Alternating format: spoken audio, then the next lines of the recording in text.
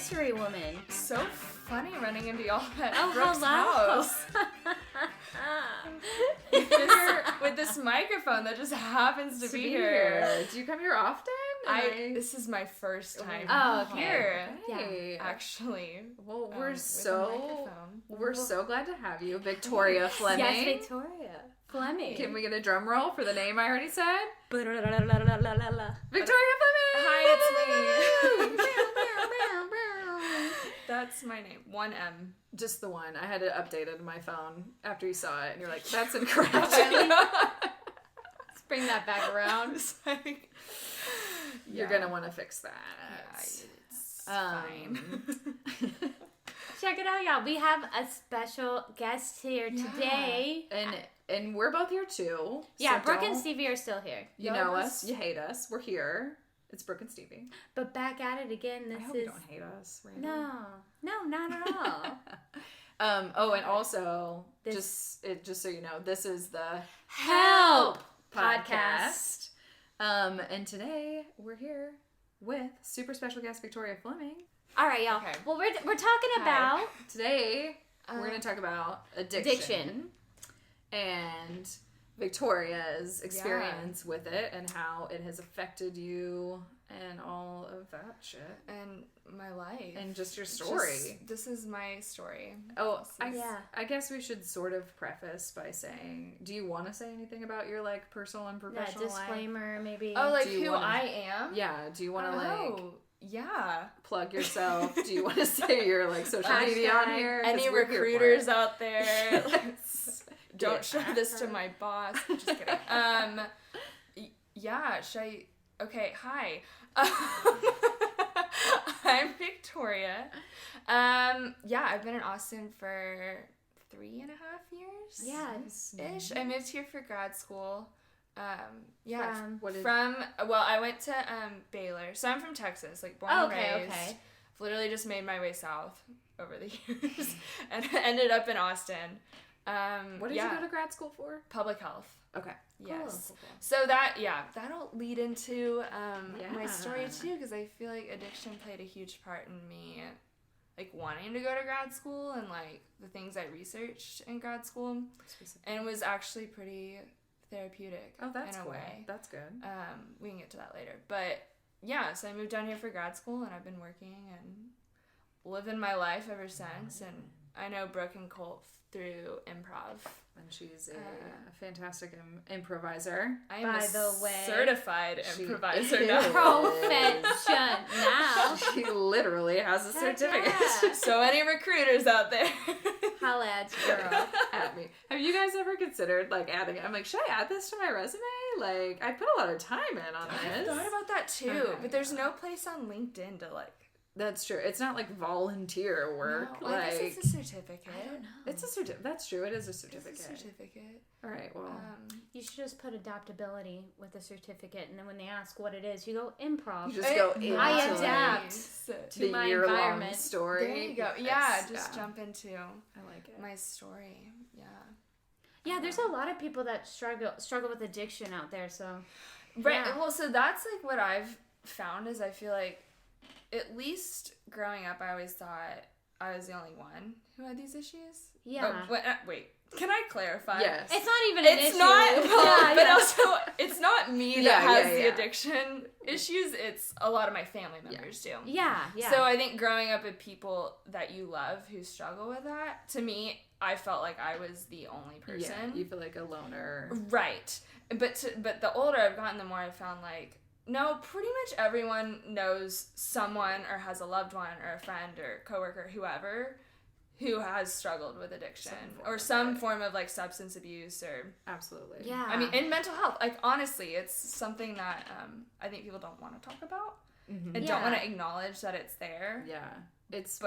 And it doesn't necessarily have to be a drug or an alcohol. Right. It's like addiction, even addiction to working out or, whatever else. And I can't it's- think about right now. Yeah. like everything, yeah. on your point of people not wanting to talk about it, it's been up until very recently. Like I feel like it's just been like something with such a stigma around it. Yeah, for like, sure. In our history. And in our culture and in other cultures too. Like, it's just not really something that people felt comfortable talking about. But I think it's changing. Like, it's going toward a place where people are realizing, like, oh shit, we probably need to talk about this stuff. Yeah. And like, yeah. Well, I see that even in my own family.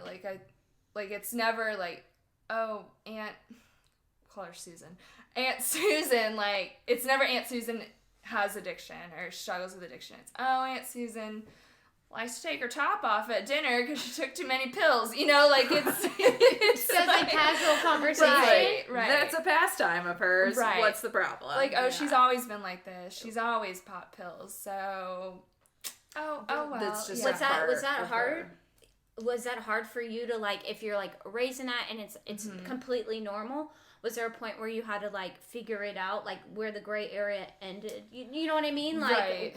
Like, because it's so integrated into... I felt like it made it harder to distinguish it as an actual problem. Yeah, exactly. Because I feel like my family doesn't want to acknowledge that there are problems at all. We just dance around. Oh, with everything. Okay, I mean, sure. they're very... Yeah. It's the weirdest thing. Like, we're very, like, conflict avoidant. I have that, too. But yet, we're all very, like, we'll fight and stuff when we're together, but it's like never about the actual issue. Problem, we all like dance around the actual problem. Yeah. Which I'm sure a lot of people are like that way too. But I guess going to Stevie's point, it was never like a tangible problem. And if it was never named as a problem, then it didn't need to be solved. Right. Yeah. In a way, if that makes sense. Yeah. Well, when it's like your standing point, like your beginning, right. It's hard to gauge anything else other than... That's your base reality. Yeah, right. exactly. Yeah. Thank you. Base reality. Yeah. Base reality. Psychedelic. I know, I feel like I should be floating through space. No. Sorry, my base reality. I'm always floating through space in my brain, so it's fine. Oh my gosh. Well, do y'all want me to go into, like, do you want me to give you some background? Yeah, well, give us the background. When did it start? When did you realize it? Yeah. Okay, so it's mostly, so I do have, like, a lot of distant family relatives that do struggle with addiction, but it's mostly my little sister. Okay. And she is about, how old is she? I'm always like, well, I forget how old I am, then I forget how old she is. But she's about 2 years younger than me. And she, and I feel guilty using the word addiction when it comes to her, because I feel like there is such a negative connotation. To me. I'm like, it seems so harsh to label her as that, but I say that because her decisions around, like, drugs and alcohol have, I mean, ruined almost every aspect of her life. Oh, like, it's affected her ability to go to school and keep a job and maintain friends. And, I mean, it's deeply affected our relationship, like, my relationship with my parents. Like, so to me, I feel like that's the definition of someone who struggles with addiction. Absolutely. Yeah. And it just feels... I guess the guilt is obviously... Well, no, that's how, like... Stay tuned to hear more about my guilt.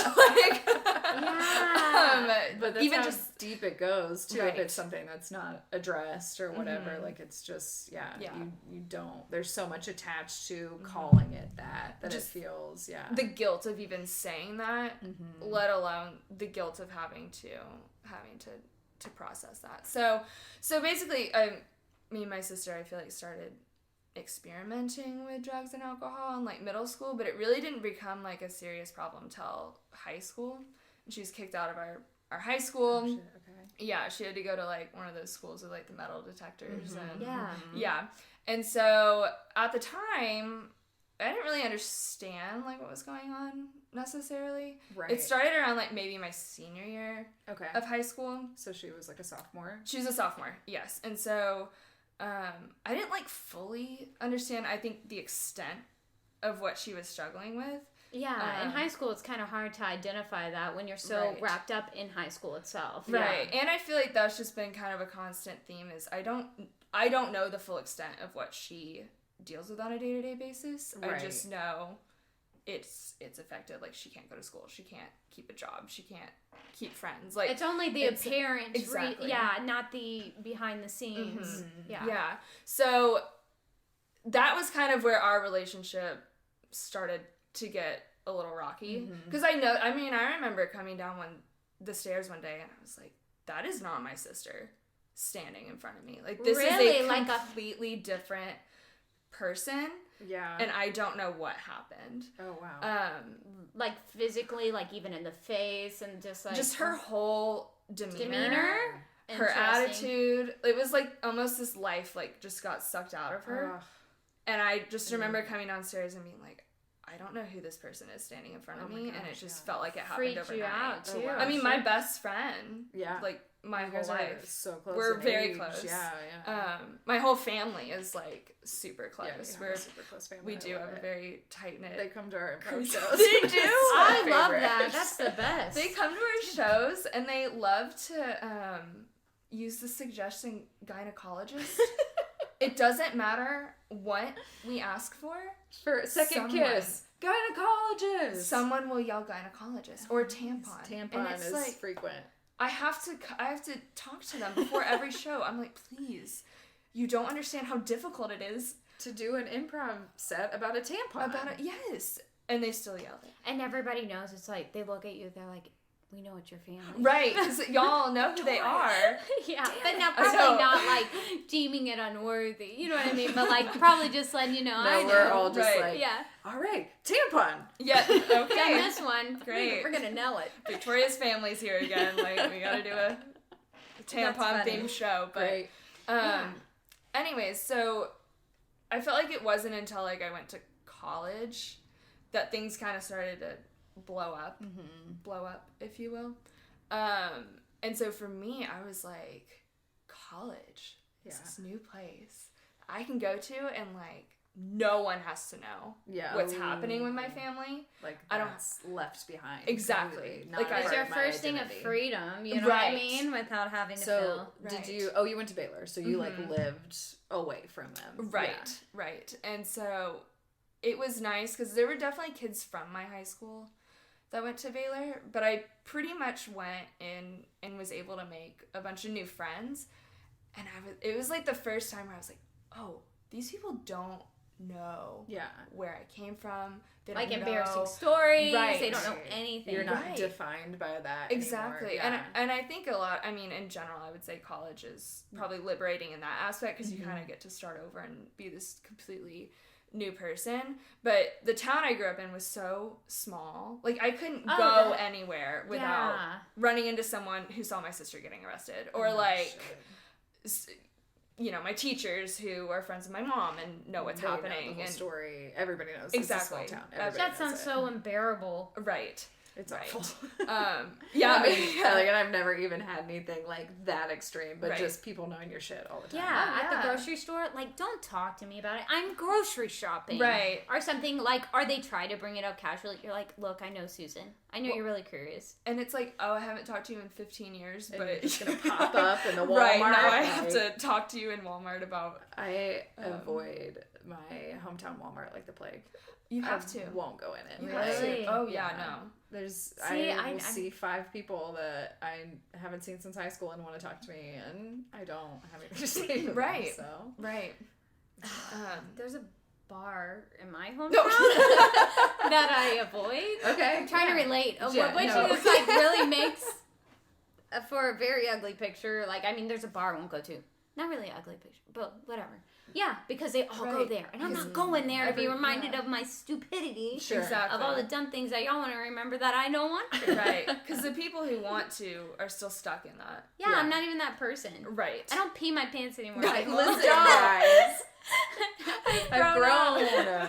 I'm a new person. Yeah, we'll go on. Yeah, so I felt like in college it was almost like this false sense of freedom. So I was like, oh, here I am. I don't have to tell anyone. Like, most of my friends didn't even know I had a sister. Oh, wow. Because I was like, I don't have to talk about it. It was too much. And I got to hide about it. I got to hide it away for I mean, almost 4 years. And so for me, it felt like it was comfortable at first. Like, I'm not going to lie. It felt really good. It was like, I can just come here and I can focus on school. And I'm so, y'all were just talking about goals. So goal oriented. I think for me it was like, oh, if I And I don't, I love the Enneagram. Yes. Are you a 3? Remember, I took it and it was like, you're not, we don't have a number for you. You don't confuse the whole test. None of these, I think it was basically like, you're not strong enough in any of these things for one number to be the chameleon. most. Well, you sounded like a 3. No, that's what I was going to ask. Just now, just talking. It might have been something that I got. It gave me like a couple of my top numbers. Okay. I don't remember. I feel like 8 was maybe one of them. Okay. Did you take the Enneagram test right when you got to college? I didn't have to. I just looked at it and knew which one I was. I was like, I don't need a test. Why would I bother with the test? We're the same. Oh, what are you? I'm a 3 wing 2. 3 wing 2, 3 wing 2. What are you? I'm 3 wing 4. Oh, you are? Get out. What?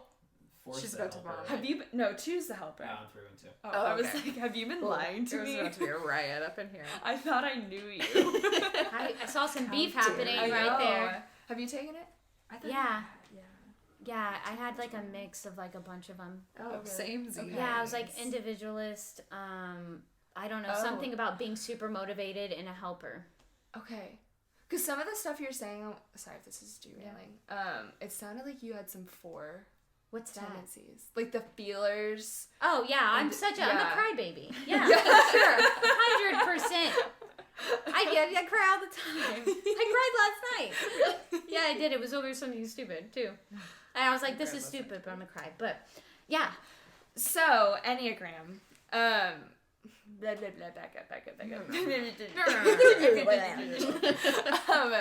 So I felt like in college, I was able to like escape it. I found this false sense of like freedom and comfort and like security from not having to face these problems I like wasn't ready to deal with. Even though that did absolutely nothing, those problems were still there and were almost manifesting in different ways. Yeah, and also just fester, like growing. Yeah, absolutely. They're not disappearing. They're not disappearing, but I felt like the reason why I asked about Enneagram is because I'm such a goal-oriented person, and I think some of that comes from like, oh, if I just reach this goal, I'll be more lovable, or I'll be more worthy of someone's. Yeah, that's like 100% where that mine comes from. Yeah. Oh, I've done all these things, so now I'm a worthwhile person. Exactly. Great. Yeah. I have more approval. Like, Is that how you felt in college? Is that like when you went in, you were like, if I do A, B, and C, or I think in some ways, and maybe not even necessarily like, oh, if I do this, then like my parents will approve of me, but also like the people around me. Like I wanted that approval and like.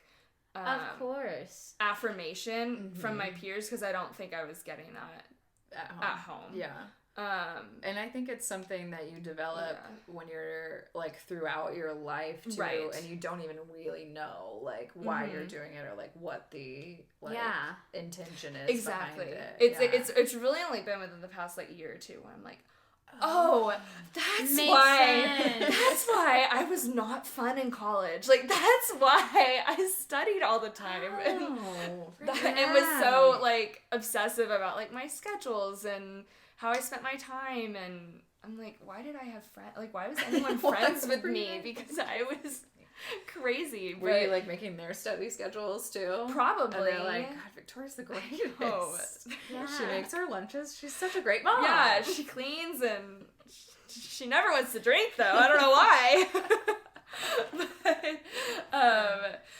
But during college was pretty much where I was like, I don't even want to address that this is here. Yeah. I'm just gonna put my head down and like work, and maybe I'll get to a point where like I'm someone worth loving and someone worth like approving of and whatnot. And so where was I going with that thought? So like you were doing things like when you hung out with your friends, did you ever go out and like have a party and feel like you needed to like drink or do things? Okay, so that's a great question, because so for me, because of my sister, like I didn't even drink coffee until I was probably 24. Are 24? You kidding? Yeah. You're a saint. Like my second year in grad school was when I finally You're like, started I'm gonna try drinking this coffee thing. Because that fear of being dependent on something, oh wow, it scared me so much that I was like, I don't even want to be in the same room as someone who's drunk, because I just hadn't dealt with it. Right. I hadn't like accepted that it's okay to drink. It's okay to drink coffee. Like, as there's levels to it of how much you allow it to control your life and whatnot. And I hadn't even addressed it and didn't want to like dive into that. So it was for me, I just cut everything off. And cut myself off, I think, in a way too.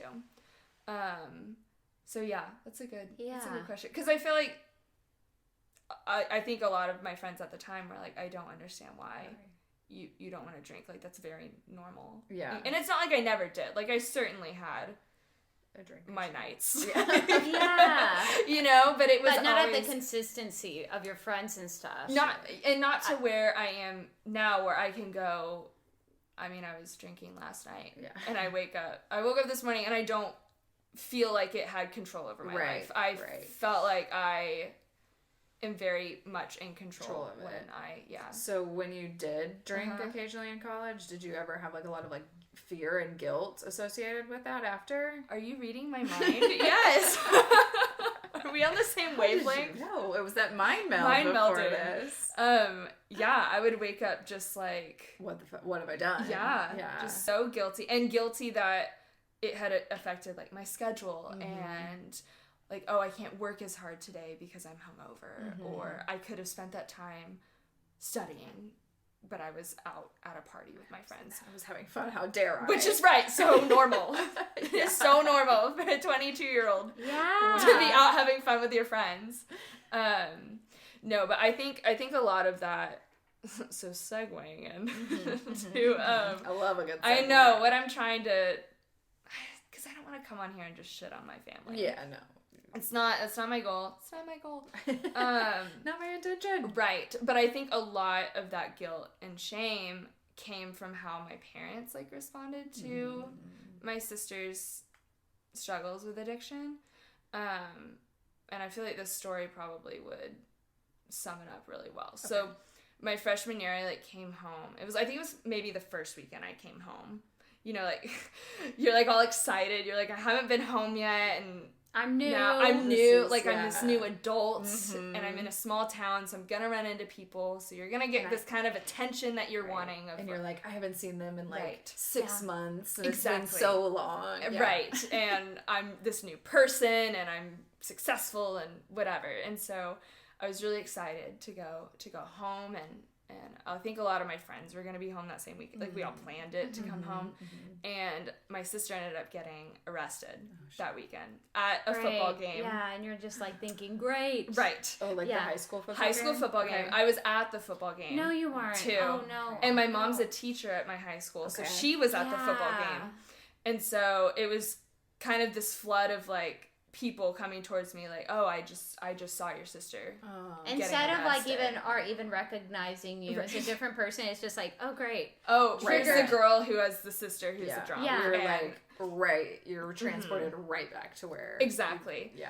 Well, didn't want to be. No, I didn't want to be, and I hadn't been dealing with it, of course, and so I really didn't know how to respond to it, and so I avoided going home. I think my friends and I like went to Whataburger, where everyone hangs out after football games, and I was just avoiding it. I was like, I don't want to have to process what's happening. Right. And then I came home, and my parents were waiting for me, and this moment I feel like is really defines like their whole reaction to my sister, and they sat me down and they were like, the reason why she got arrested was because of you. Wait, what? Yeah. Burger scratch. Right. And so they were like, yeah, you're such a great role model. Like, you do well in school. You work really hard. You have great friends. And she just can't meet those standards that you've set. So she got arrested tonight because you triggered her to drink that way. Oh. And I was like 18 at the time. Oh my gosh. And having my, obviously very upset that it's clear my sister has a problem. Right. I don't really understand what that problem is or what's causing it. Or having to comprehend that kind of, something so complex and on its own. Right. And so then to have these two people who you love and trust more than anyone else be like, well, this is your fault. Also, it's your fault, yeah. And so that clue in the shame and the guilt. That follows that. I can see where it maybe came from. Right. Yeah, like sure. maybe. Probably. Yeah. So then I took that into college being like, well, now I'm far away and I have no influence over my sister. She don't want to talk to me. We're not on speaking terms. Okay. We can hardly be in the same room. Like that's... At that point? Oh, for like almost 6 years. Wow. Like we did not speak. Like we couldn't be in the same room. Oh my like gosh. it was... Yeah, because I think and there's two sides to right, it. Exactly. It's like you come home and you want to be... I'm sure I would love to be acknowledged if I just went and got like A's, B's, and maybe a C on my... And it's just like, I'm doing it out there, and then it's like, it's overshadowed by something else, but then it's also my fault. Right. And then so I feel like... And then you come back and then you're just like, well, these are the people that acknowledge me in so many different ways. Like, I need their approval because I feel no approval. Exactly. When I go home. Yeah. Exactly. Yeah. And so I felt like that was like all I cared about in college. Yeah. Was like, it's not there back there. Right. Now it's time to get it. Now it's time to, work hard and whatnot. And I think if I had actually buckled down and gone to therapy in college, I think I would have been a lot happier. Yeah. Like looking back now, I was like, okay, I was so productive and in a lot of ways successful, but I was so unhappy. Yeah. And lonely because I refused to like let people in and I didn't trust anyone to be there with me while I was going through that vulnerable state. And that's not something you should have to do by yourself. Definitely not. Well, and no college student's gonna be like, you know what, today I need a therapist. Yeah. Right. You know what I mean? And that mental, especially past decade, nobody was into depression. People are like, oh, get over it. Yeah. You know? Oh, right. Yeah, right. yeah. They were just so dismissive and would look at you weird if you said anything was wrong. So it's like this new thing coming of age thing. Yeah, right. I'm actually interested because I could have benefited from daily therapy when I was in college as well. Yeah. Right. But it was never something, like it just didn't... I knew there were like counselors on campus and stuff, but it just didn't even cross my mind as like, it wasn't something that was like drilled into us as kids of like, you have to work through your like mental health issues. Like it's just not something you think about until you're older. So I'm interested to see, I'm like, what will happen? Because I also feel like I didn't, and maybe because I wasn't going to therapy, but I didn't have the tools to like work through what I was going through. It literally was just survival. Like I was just making it through with what I had. Yeah. And now that I have the tools, I can go back and look at it and be like, oh, I could have done this or that or whatever. But I'm interested to see if like with this new, like with mental health being in vogue. If kids are like now just like it'll be like a thing in high school where like kids are just going to therapy and like that would be amazing. Normal working through. That'd be great. I hope so. Right. Let's do that. No, that's a good perspective because I feel like I was just in survival mode. You're literally doing the best you can with what you have. Right. Like, and it wasn't till grad school, like when I moved here, that because I took a year off in between undergrad and grad school and I worked for a year and I actually lived at home. Oh, okay. And I was kind of hesitant because that's a hard thing. It's like through all this, like of course I love my parents. Like I would die for them. They're my parents. Yeah. Like like I don't want them to have that perspective. I want to understand why they have that perspective. Like, and their intention's not bad. Exactly. They're not like out here looking like kicking down doors being like, this is, like trying to mess with people. No. And same thing with them too, is like they're doing the best with what they have. Exactly. Like, they're doing what they think is the right thing. Right. But and I felt like they were in a huge survival mode too, because I mean, who wakes up and expects your daughter to be kicked out of school because she has addiction? Like, who plans that? You don't. Yeah, and people are already coming up to you. Oh, and then other parents are like, you know what? Parents do this to other parents. They want to give other people parenting advice. Oh yeah, and I would hate that. I would hate that. I'd be like, dude, I don't want your unsolicited opinion. Okay, especially in our small town. Yeah, looking down on your parent, or like however they wanted to, frame it for them. Right.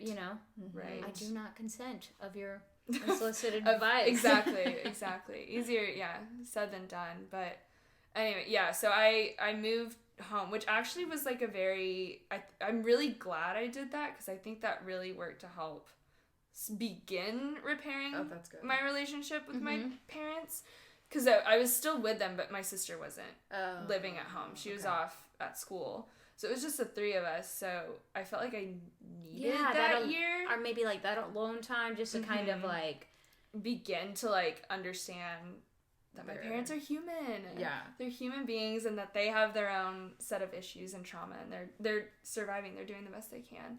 So, but it really wasn't, so after that year is when I moved to Austin, and it really wasn't until I moved to Austin and my sister was in school in San Marcos. So, I mean, we were close. Like, we definitely started seeing each other more often, because I do have a close family. Like, we do have a lot of events that we see each other at a lot. And so the more I started seeing her, the more I was like, okay, I need to, like, think and process this if I ever want a relationship with my sister again. Yeah. Like, I don't want to just throw that away over something I was really upset about as a youth. Right, as a youth. As a young adult. So I honestly just started being vulnerable with people. Oh. I love it. Vulnerability? What? That's beautiful. It's super beautiful. It's so hard to do. Hard. It is so hard. But there was just one day where, like, I had just made some, like, new friends. They're actually two of my best friends now that I live with. Oh. But shout out. Know them, love them. Love them. But it was like early on in our friendship, but I was like, you know what? These are people I can trust. They don't really know what's going on, but they need to. And so I was like, just sat them down. I was like, look, this might be too soon. But by the way, this is what I'm going through. And they were like, okay. Nice. They didn't leave. They didn't like. They didn't judge you. They accepted me. You. Right. Yeah. Which. Best people. The best people. Snaps for them. Right. And so I feel like, I mean, if you're out there, you got it. Randall. If you're out there. I mean, it's so important to, like, find people that you can trust, that you can be vulnerable with, who are, like, and not necessarily people who are going to solve all your problems, but people who are, like, that's great. I understand you're going through that. Let me be here for you. Yeah. As you figure that out. So. Like huge. I started, so that was like 3-ish years ago. Okay. That I started to be like, okay, I think we need to open up, work through this. Did you start figuring out? Have like a specific conversation with your sister? Or maybe your parents? Was there like a prominent moment? Oh, good question.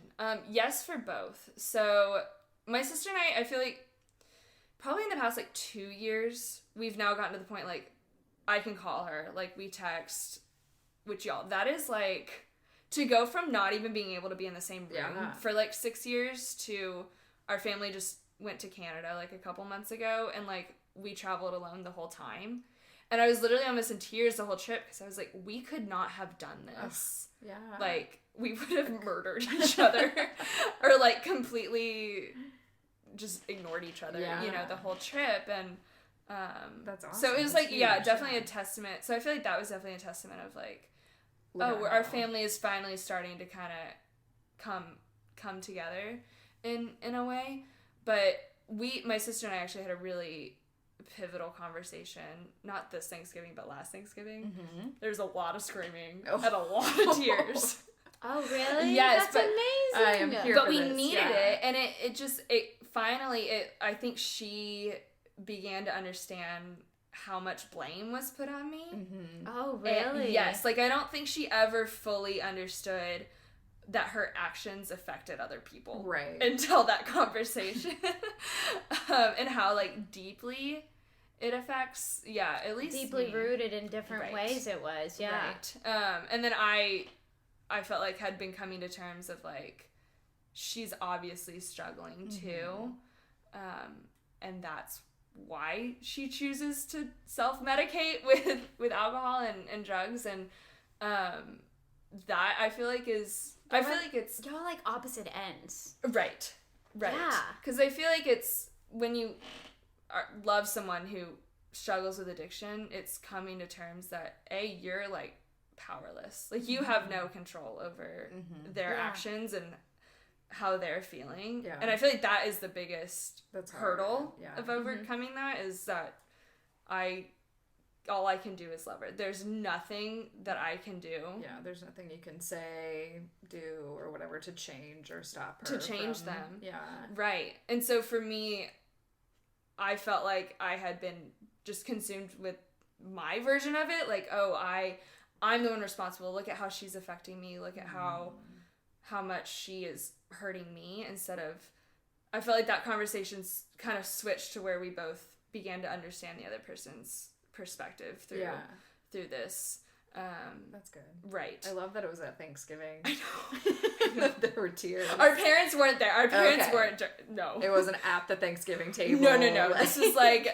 several bottles of wine at like 2 a.m. Okay, sure. Yes. When there's nowhere else to turn, we were there. No. Yeah. Our cousins were there. Everyone was just silent except my sister and I were just screaming, like, that's amazing. Bawling, and it was it so super cathartic? Like, at the end of it, you're just like, holy shit, I feel so much better. Like, just to get that out of the way. Because like, it was, I mean, 6 years of, at that point, almost 7 years of crazy. Like this built up emotion that no one had gotten to express.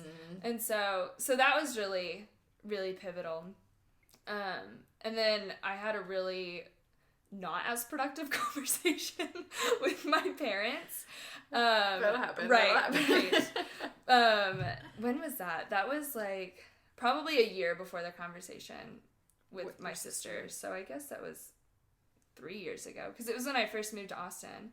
My sister ended up in the emergency room, and my parents were like frantically calling me, like, you have to go take care of this, you have to go help her, which of course I want to do it, like, she's my sister, but I don't want to do it out of the place that it's my fault. Right. And I have to parent her, and I have to fix everything. Right. It's almost like you did this, so like go clean up the mess. Your mess that you made. Exactly. Like, wait, what?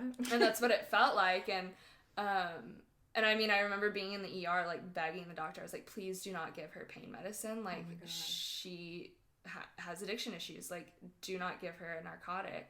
And, like, to me, I was like, that sucks. Yeah. That I have to be in that position. And so my parents and I had a conversation about it over the phone, like, a couple days later. And they still had that mindset of, it's your fault. Oh my God. You're in grad school now. She can't keep up with that. She'll never be at that point. That's why she was in the ER. Like, and so I felt like that conversation for me was like, okay, I now understand. I can't change them. Yeah. I can't change what they think. I can't force them to understand my opinion. The only thing I can do is accept that this is what they believe and love them anyways, which is really freaking hard to fit everywhere. Totally fine. which is really hard to do, especially when it's, I feel like when you're the child, and you have to be the one taking that position. Exactly. So that was, I felt like, a really pivotal conversation, even though it wasn't productive. Right. At all. Sure. I've just learned to adjust my response to it and how I choose to feel towards it. Yeah, towards it. And I'm choosing not to feel ashamed or responsible for something that I absolutely cannot control. Yeah. So. Yeah, go Victoria. Yeah. I'm like cheering. She Yeah. did it. I know. Well, even like probably a year and a half ago, like I could not. There's no way I would be talking about this. Yeah. On a podcast a year and a half ago. Oh no. Oh no. We invite you like 20 times. You're Victoria, like, come on. No, please. I've been turning y'all down for years. she's like, I told you no 20 times. But now we're here, ladies and gentlemen. She did it. She did it. I'm here for it. It's crazy. It is crazy. Growth. That's the ripple there's, like, effects. yeah, but there's so much like growth in the story, Right. and that's my favorite part of it. Right. It's like you fucking did it, and you I- did it Look without at Brooke, anybody dude, else's help. She's the Right. OG. I know. Because she's like supporting. Wait, Well, She's like, you know what? I'm gonna write a little book, and I'm gonna say how much of a baddie you are. That's But right. that's really cool because she's so, sweetie. so supportive. Yeah. That's I what know, we do. right? That's what we do here. Yeah, y'all are just nothing but supportive. I love it. She's like, I'm overwhelmed right now. Can you bring it back a little bit? Be a little I know, mean to me I know. now. Right. I know. Well, and that's the thing is, it's like it doesn't go away. Yeah. Like, she still struggles with it. Like I'm still having to, in some ways, pick up the pieces, but Without Is- being like mentally, emotionally, physically dependent on it in a exactly. way. You know what I mean? Exactly. Not Yeah. letting it, Mhm. like literally not letting it like define who you are. Right. Like you Right. get to choose who you are and what. Detach. Yeah. Mhm. Like this Yeah. this is something that you deal with, but Mhm. it's not a part of you. Right. anymore. Right. Yeah, even like before this, I was talking to my parents, and my sister had an issue while she was drinking, of course. Yeah. And there's been ramifications of it, of course, within our family, and my parents were trying to get me to talk about it and wanting me to mediate between family members and trying to get me to be a parent and to take responsibility for it. And I felt like at this point I was able to be like, no, I'm not doing that. Yeah. And So I don't together. think, being able to voice no and like standing up for myself and is something I wouldn't have been able to do a couple years ago. Yeah, that's and awesome. Now they're like, oh, Oh, I'm shit. almost like training them. Yeah. You know? Yeah, How to 100%. treat you? No, seriously, you're setting Right. your standard. Right. Yeah. Through my response to it, because they didn't argue, Really? Okay. which is rare. Yeah. That we're not You're arguing. You guys there? Or... Yeah. And they were Are like, you still on the phone? yeah. You hang up. Oh, we're not arguing. I gotta go. Okay, cool. Oh, This sorry. feels weird, honestly. Right. I mean, I'm triggered. You're not triggered. This is weird for me. right. Yeah, which is weird. It's all weird. it's you know? all Life's life is weird. real fucking Dude. weird. Really It's weird. real weird. It's Yeah. and this may go into territory that we may No. cut out. Please. But so is your sister like seeing anybody for addiction stuff, or does she have any like desire to? I think she's slowly starting to realize, like, oh, I might have a problem. Okay, yeah. She would never call herself An an addict. Yeah. Yeah. It's I think a very hard thing to call yourself. I There think could probably be right. another, like, 10 times, 10 other words. You know what I mean? They need to create when people are, like, first dipping their toe into it. Right. It's And just that's- too much. Even just the word, there's such a stigma and like negative connotation around the word addict. It's interesting because so I have like two older sisters who are very like straight laced, like straight edge. They did very good in school. Right. Like they knew what they wanted to be when Right. they grew up. Really? So I'm like, and I am seeing like in your story, like I'm like, oh, I have a little bit of like Victoria's sister stuff, like her Right. perspective of it. Right. Where and I mean I don't have like I have an addictive personality. Sure. Like it's very easy for me to get addicted to things. Specifically when I'm not like patrolling or like aware of the intentions behind certain things. So now I'm like, I'm going to be laying in bed tonight, like wondering if that comes from like the sister stuff.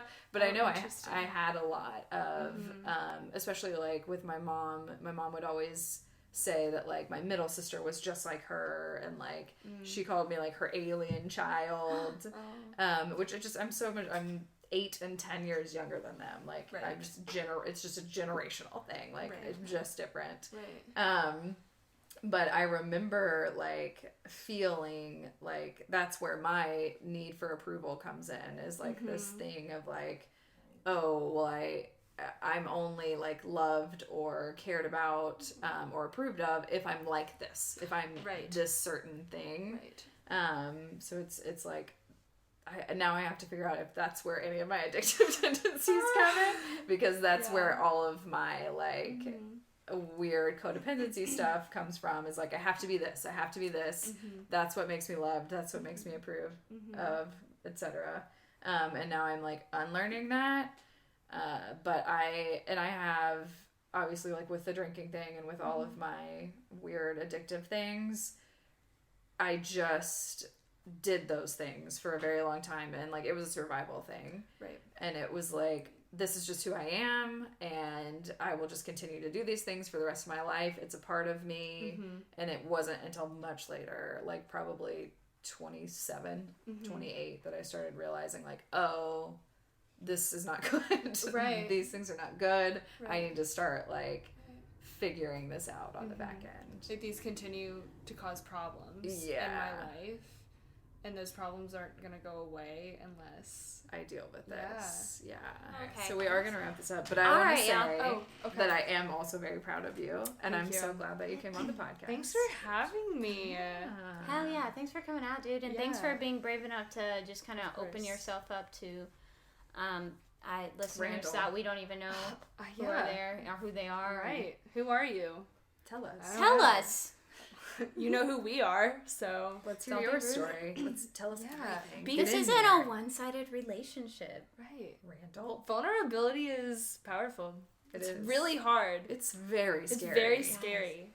But once you do it, it's kind of addicting. Dude, being honest and truthful with people and setting your standard in relationships, best thing. Yeah. And the people that stay with you throughout that, best people. The best very people. true. Very true. So we did this kind of cool thing where we're harmonizing, and I thought it would be really cool to say it back? Bye. All together? To say bye to the audience together. Should we do it on 3, like together? Yeah. Is that how you say bye together? yeah, for sure. 1, 2, 3. I didn't know if we were gonna be like bye, bye, bye. Let's do that. Okay. Bye, Bye. bye. Bye. Cole doesn't know that I'm song. gonna make it up. Oh, okay, cool. Oh, okay. Okay. Do you want to start first? Yeah. Oh, wait. And then Brooke, you want to go second? I'm going second. Okay, and I'll go third. Sorry, you gotta clear I'm nervous. I gotta clear my throat. Okay, yeah. Okay. Also, I would like to preface this with like I'm tone deaf, so if we're shooting for notes, I'm not gonna get those. Oh, I'll go third. I'll just try to throw something out there. Okay, great. Good. Bye. Bye. Bye. Yo, guys, y'all done throw me at the top. Should I have kept singing? Yeah, keep singing. Let's try it. Let's try it. Okay. Bye. Bye. Bye. Bye. Bye. Okay, go. My voice cracked like 72 times. I know, I'm like, these allergies. No. Okay, thanks for listening, Victoria. You're great. We love you. Come back anytime.